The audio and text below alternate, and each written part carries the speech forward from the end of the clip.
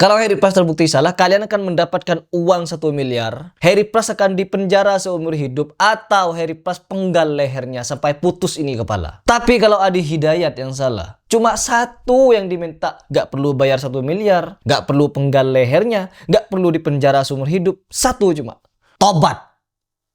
Tobat dari mengagung-agungkan sufi-sufi halu, pengajar, tahayul, bid'ah, dan khurafat itu. Kenapa Harry Pras berani? Karena mereka yang salah saja berani, bagaimana yang merasa benar? Oh, Harry Pras kok merasa benar? Nah, kalau merasa salah, ngapain saya bicara di YouTube? Jadi orang jangan merasa benar sendiri. Loh, kalau kita tidak merasa benar, bagaimana kita mau beragama? Itu yang bikin Habib. Di sini saya ingin menunjukkan betapa bekerja samanya mereka ini di dalam kabur dari sayembara Harry Pras. Padahal sayembaranya sangat menggiurkan, teman-teman. Hanya Harry Pras meminta untuk Adi Hidayat beserta seluruh muhibbinnya di dunia untuk menghadirkan dalil yang saya minta, yang dinyatakan sahih oleh guru sekumpul yang dianggap wali Allah itu oleh Adi Hidayat. Kalau menurut saya bukan wali Allah. Karena orang yang disebut wali Allah tidak akan mungkin nipu atas nama Nabi.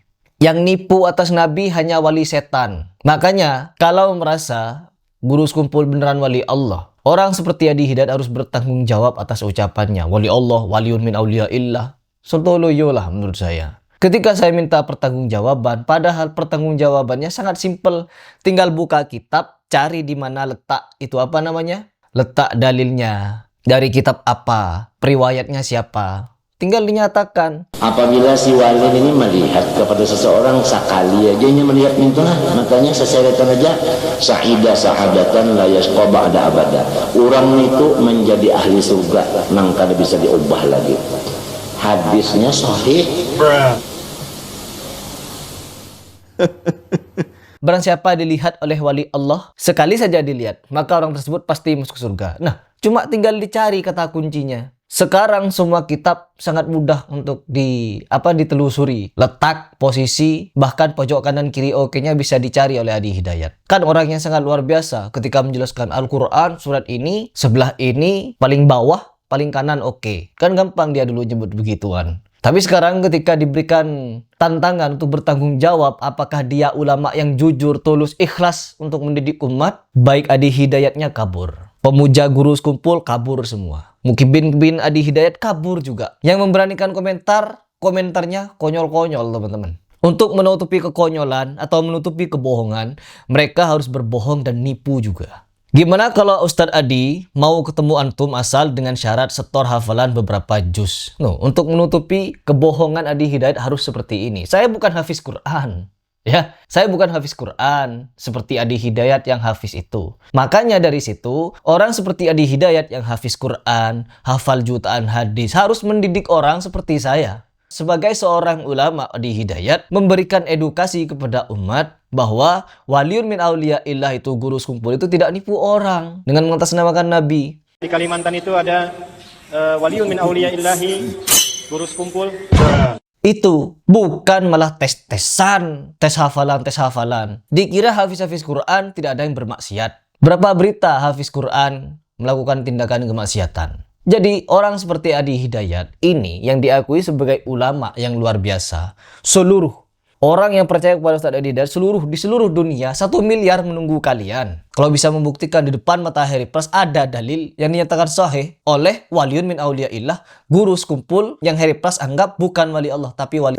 Kalau begitu, Harry Pras juga bisa jadi setan. Kalau Harry Pras nipu orang atas nama Nabi, guru sekumpul bisa jadi wali kalau nipu orang atas nama Nabi. Silahkan kalian semua yang percaya kepada guru sekumpul menganggap Harry Pras menghina guru sekumpul, nyebutnya sebagai wali.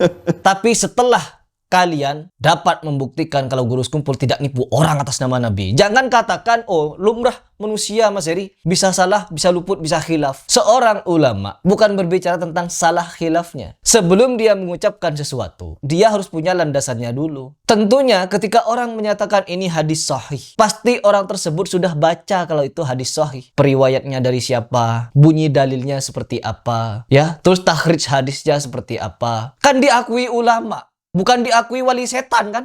Kalau diakui wali setan, berarti jelas yang disampaikannya adalah kebohongan. Sama seperti yang dinyatakan oleh Ustadz Firanda.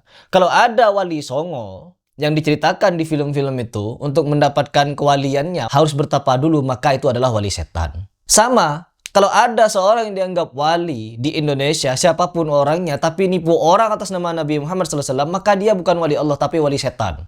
Bahar Smith kemana-mana bawakan dalil palsu atas nama Nabi. Barang siapa baca Yasin, maka dia akan mendapatkan 99.000 dikali 99 di surga nanti, beserta 99 istana. Ini namanya cucu setan, bukan cucu Nabi. Karena tidak ada cucu Nabi yang berani berdusta atas nama Nabi setelah mereka mengetahui adanya dalil barang siapa dengan sengaja berdusta atas namaku, maka itu berbeda dengan berdusta atas nama orang lain. Kata Nabi, maka persiapkanlah tempatmu di neraka, kata Nabi. Sangat enteng kalian untuk menjual keramat-keramat halu, keramat-keramat tipu-tipu, wali-wali tipu-tipu dengan embel-embel nama Nabi. Dikira tak ada pertanggungjawabannya. Orang sekarang, ini zaman modern. Semua dapat ditelusuri dengan mudah. Kalaulah memang ada dalilnya, akan muncul satu atau banyak orang untuk memaparkan kepada Harry Pras, ini Harry Pras ada dalilnya. Ketika Harry Pras memberikan pembahasan tentang siapa namanya Habib Umar yang mendelik matanya Sontoloyo itu melihat Nabi hadir lalu mengucapkan salam, Assalamualaikum ayuhan Nabi warahmatullahi wabarakatuh, katanya. Bukan dalam kondisi sholat mengucapkan hal seperti itu setelah dia melotot-melotot. Oh enggak, maksudnya dia bukan ingin menyatakan melihat Nabi terus mengucapkan salam, itu artinya apa? Enggak, itu kan bukan mengucapkan. Banyak sekali alasan konyol yang dilakukan oleh para pendukungnya yang juga penipu. Jadi di Indonesia ini banyak sekali ajaran tipu-tipu yang dilegalkan oleh ulama-ulama penipu. Harry Pras siap dipenjara, Harry Pras siap dibunuh kalau perlu apabila yang saya anggap penipu tidak nipu. Harry Pras yang salah, orang bersalah harus dihukum. Tapi kalau ulama yang salah, oh Harry Pras akan bagaimana permintaannya? Saya tidak akan minta mereka dihukum.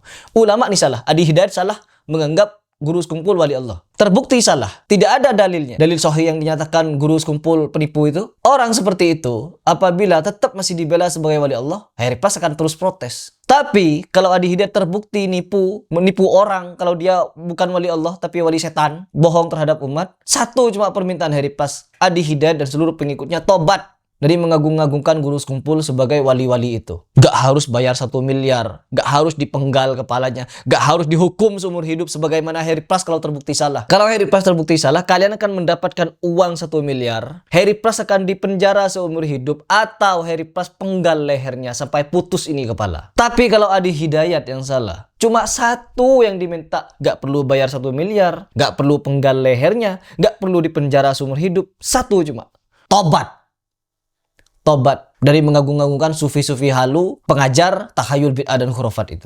Kenapa Harry Pras berani? Karena mereka yang salah saja berani, bagaimana yang merasa benar? Oh, Harry Pras kok merasa benar? Nah, kalau merasa salah, ngapain saya bicara di YouTube? Jadi orang jangan merasa benar sendiri. Loh, kalau kita tidak merasa benar, bagaimana kita mau beragama? Sok bener. Artinya, orang ketika merasa benar, ada yang salah yang lain. Ya, adanya 73 golongan disebut oleh Nabi SAW. Di antara mereka ada yang merasa benar dan ada yang merasa salah. Setiap golongan akan merasa benar. Dan kebenaran itu harus diukur dengan Al-Quran dan hadis. Kalau ada dalilnya, maka pastilah benar. Tapi kalau tidak ada dalilnya, pastilah nipu. Sebagaimana guru sekumpul menipu orang atas nama Nabi SAW.